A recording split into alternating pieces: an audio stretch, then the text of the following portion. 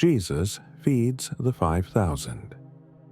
Some time after this, Jesus crossed to the far shore of the Sea of Galilee, that is, the Sea of Tiberias, and a great crowd of people followed him because they saw the signs he had performed by healing the sick.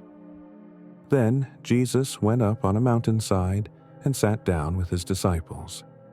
The Jewish Passover festival was near.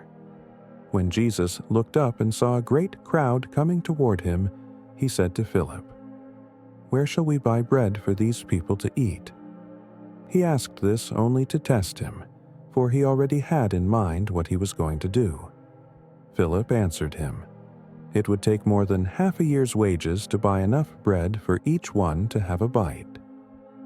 Another of his disciples, Andrew, Simon Peter's brother, spoke up, "Here is a boy with 5 small barley loaves and 2 small fish, but how far will they go among so many?"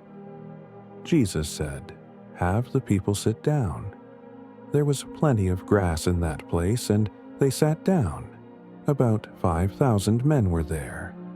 Jesus then took the loaves, gave thanks, and distributed to those who were seated as much as they wanted.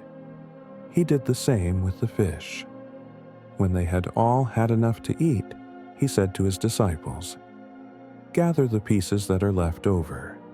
Let nothing be wasted." So they gathered them and filled 12 baskets with the pieces of the 5 barley loaves left over by those who had eaten.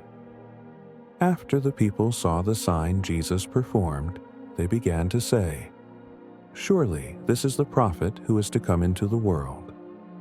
Jesus, knowing that they intended to come and make him king by force, withdrew again to a mountain by himself.